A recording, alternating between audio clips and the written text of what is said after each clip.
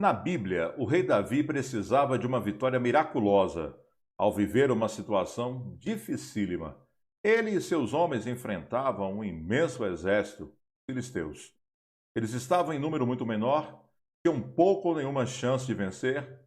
Davi pediu a ajuda de Deus e Deus deu a Davi a promessa de que ele iria com eles e eles iriam derrotar aquele exército. Quando Davi e os seus homens foram ao encontro de seus inimigos, foi exatamente o que aconteceu. Deus, o Todo-Poderoso, lhes deu uma grande vitória. Davi ficou tão maravilhado por isso que disse em 1 Crônicas 14, versículo 11: Assim como as águas de uma enchente causam destruição, pelas minhas mãos Deus destruiu os meus inimigos. Ele chamou o lugar de Baal-Perazim, que significa o Senhor que rompe as barreiras. Observe que Davi comparou o poder de Deus com o transbordar de um rio. Ele o descreveu como uma inundação. Ele estava dizendo que quando o Deus que rompe as barreiras aparece e libera seu poder, é como uma inundação de sua bondade, uma inundação do seu favor, uma inundação de cura, uma inundação de novas oportunidades. Pense em quanto a água é poderosa. 1000 litros de água podem arrastar um carro enorme que pesa mais de 1 tonelada e mudá-lo de lugar. Já vi no noticiário grandes inundações fazerem casas inteiras flutuarem rio abaixo. Nada pode parar a força daquelas águas. Tudo em seu caminho é arrastado. Talvez você tenha dificuldades que parecem ser enormes, obstáculos que parecem intransponíveis e sonhos que parecem inalcançáveis. Mas saiba que quando Deus que rompe as barreiras libera uma inundação de seu poder, nada pode pará-lo. Sua doença pode parecer complexa, mas não é nada para Deus. A enfermidade não tem a menor chance quando Deus libera uma inundação da sua cura. Seus oponentes podem parecer poderosos, podem ser maiores, mais fortes, mais bem equipados e mais bem financiados, mas eles não terão a menor chance quando Deus abrir as comportas do seu favor. Você precisa estar pronto para uma gota. Mais do que para uma gota. Você tem que estar pronto para um oceano. Aleluias! Não é uma gota só, não é só um córrego, não é só um rio. É mais. Deus tem mais para você. Prepare-se para uma inundação do favor de Deus, uma onda gigantesca da bondade de Deus, um tsunami de bênçãos. Talvez você esteja pensando em uma gota, quando Deus, na verdade, tem um oceano inteiro à disposição para usar em seu favor. Você está pensando em um córrego, quando Deus tem uma correnteza. Você deve ampliar sua visão. Atreva-se a aumentar a sua fé. Deus quer liberar seu favor como uma inundação. Ele quer maravilhá-lo com a sua bondade. E a declaração para hoje é: eu declaro que o momento da minha vitória está chegando. Um súbito transbordamento da bondade de Deus.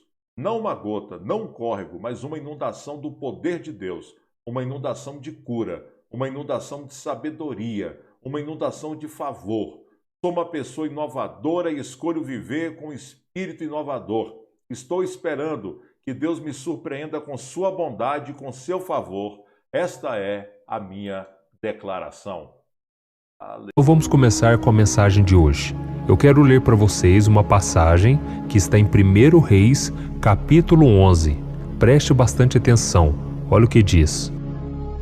O rei Salomão amou muitas mulheres estrangeiras, além da filha do faraó.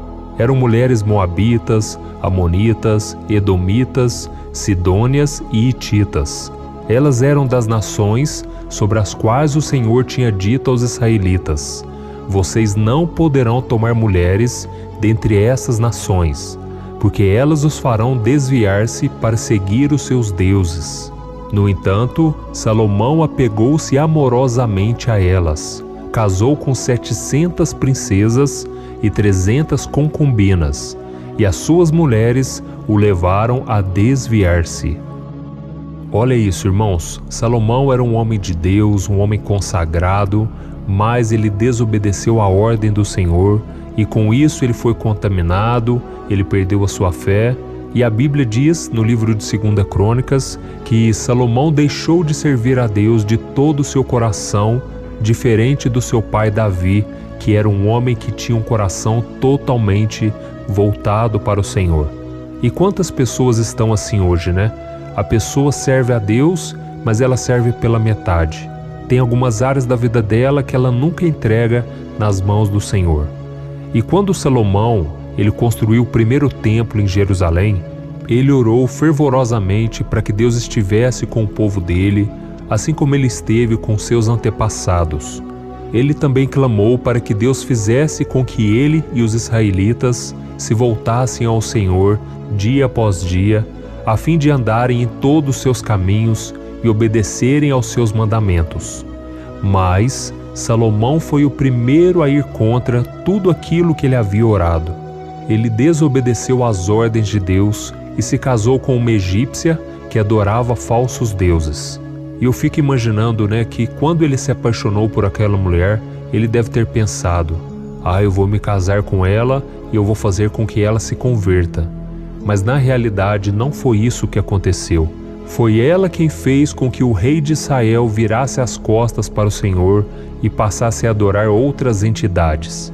E o pior, irmãos, Salomão, que era o herdeiro do trono do seu pai Davi, ele se casou com mais 700 mulheres e teve 300 concubinas de diversos povos e religiões diferentes. E qual foi o resultado? Ele foi se perdendo cada vez mais dos caminhos do Senhor e se afastou dos ensinamentos deixados por seu pai. E o resultado disso foi terrível. Salomão pagou muito caro pelas escolhas erradas que ele fez, e mesmo sendo o homem mais sábio de toda a terra, ele caiu e ele teve que colher os frutos ruins da sua escolha. E por que eu sentia no meu coração de trazer essa mensagem hoje? É que a mesma coisa pode acontecer com a gente. É por isso que a Bíblia nos adverte em 2 Coríntios capítulo 6. Eu quero ler para você. Não se ponha em julgo desigual com descrentes, pois o que tem em comum a justiça e a maldade? Ou que comunhão pode ter a luz com as trevas? Então, meus irmãos, a Bíblia não erra. Vamos tomar cuidado, vamos vigiar. Talvez você esteja aí sendo atraído ou atraída por alguma das coisas que a Bíblia diz para você evitar. Pode ser um sentimento por uma pessoa que não tem a mesma fé que você. Pode ser a oportunidade de ganhar dinheiro de forma ilícita, ou simplesmente com pessoas que não têm o mesmo propósito que você. E isso tudo entra também nessa questão de julgo desigual. Não é somente na área do relacionamento amoroso, mas tem muita gente que tenta fazer parceria com a gente, tenta fazer amizade, e essas pessoas não têm o mesmo propósito.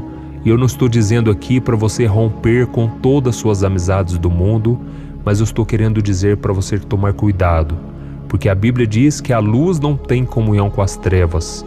O crente com o descrente não pode ter intimidade, porque isso vai afastar o homem e a mulher de Deus dos caminhos do Senhor.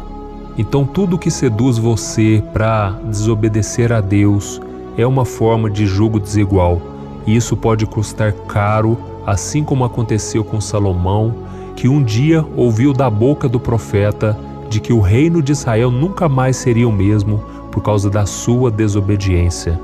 Olha que triste, irmãos. Por isso vamos aprender a lição com este homem, que era um homem de Deus, um homem cheio de fé, um homem cheio de sabedoria, o homem que escreveu o livro de Provérbios, Eclesiastes, mas é um homem que tem muito também a nos mostrar o que não fazer, porque ele acabou se contaminando com pessoas que não eram de Deus. E eu vejo muitas pessoas aí dizendo: pastor, mas isso é bobeira, o que tem a ver? Mas aí quando nós perguntamos para aquelas pessoas que foram casadas com pessoas que não eram da mesma fé, aí nós vemos o quanto houve sofrimento, dificuldade de se manter nos caminhos do Senhor, porque um dia você quer buscar a Deus e a outra pessoa quer ficar assistindo o jogo de futebol. Um dia você quer ir orar no monte, a outra pessoa não quer de jeito nenhum, quer ir para a festa, para a balada. Então isso acontece muito, e sempre lembrando que no começo parece que não tem muita diferença. No começo é mil maravilhas, mas à medida em que o tempo vai passando, a outra pessoa ela pode se converter, pode se tornar uma bênção, mas também pode endurecer ainda mais o coração. Então nós devemos clamar por misericórdia E se você tem a chance de fazer a escolha ainda, você precisa se atentar a essa passagem que eu li para você. Não se ponha em julgo desigual com descrentes. Amém? Peça sabedoria a Deus, peça direção a Deus. Eu não vou dizer o que você deve ou não fazer, mas eu quis trazer esse ensinamento para você ficar atento, tá bom? E agora eu quero fazer uma oração. Eu quero orar por você, pela sua família, pelos seus projetos e pelo seu futuro. Então, se você puder, feche os seus olhos e vamos orar ao Senhor. Senhor, meu Deus e meu Pai, eu me coloco na Tua presença nesta manhã para clamar pela vida dessa pessoa que está aqui comigo orando. Oh, meu Pai, todos os dias essas pessoas estão orando, buscando ao Senhor junto comigo. E eu quero Te agradecer por essa corrente de fé, essa corrente de oração que tem crescido a cada dia. Oh, meu Pai, que o Senhor nos fortaleça, Deus. Nos ajude, Senhor, a não desviarmos dos Teus caminhos. Nos ajude a ficarmos firmes na Tua palavra, porque é somente com o Senhor que nós temos a verdadeira alegria, a verdadeira paz, e é somente Jesus que pode nos dar a salvação. Oh, meu Deus, eu quero Te agradecer pela minha vida, pela vida dos meus irmãos. Quantas vezes, Senhor, nós acordamos e não Te buscamos. Por isso nos ajude, Senhor, a colocarmos o Senhor em primeiro lugar na nossa vida e que a gente possa priorizar o reino de Deus.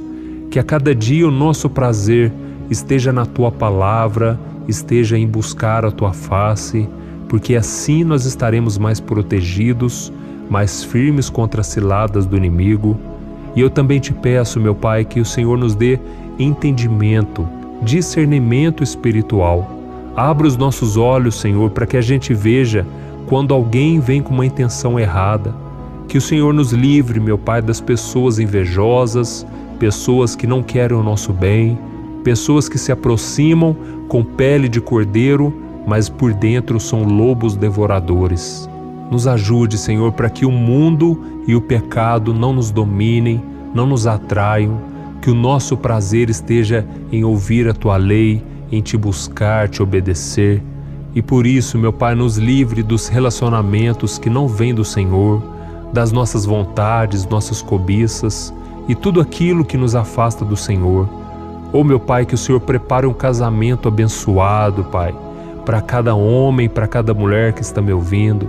Que o Senhor nos dê famílias abençoadas, que homens e mulheres de Deus se conheçam, que o Senhor nos livre, Pai, das ciladas, das pessoas que têm a intenção errada, que não querem compromisso contigo. Nos dê sabedoria, meu Pai, é isso que eu Te peço, nos nossos relacionamentos, no nosso trabalho, nas amizades, em nome de Jesus, meu Pai, e que o Senhor abençoe também todos os projetos, planos que essa pessoa tem, meu Pai.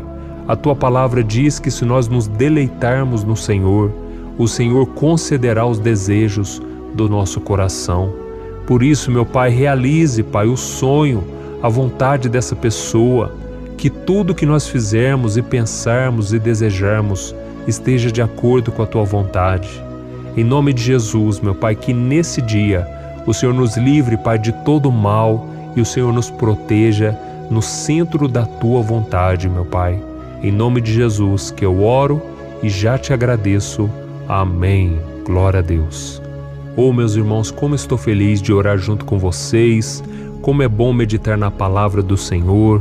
A Bíblia diz no Salmo 1 que bem-aventurado é aquele que não anda segundo o conselho dos ímpios, não se assenta na roda dos escarnecedores, não dá ouvidos às pessoas que não ouvem a Deus, mas pelo contrário, o seu prazer está na lei do Senhor e nela medita de dia e de noite.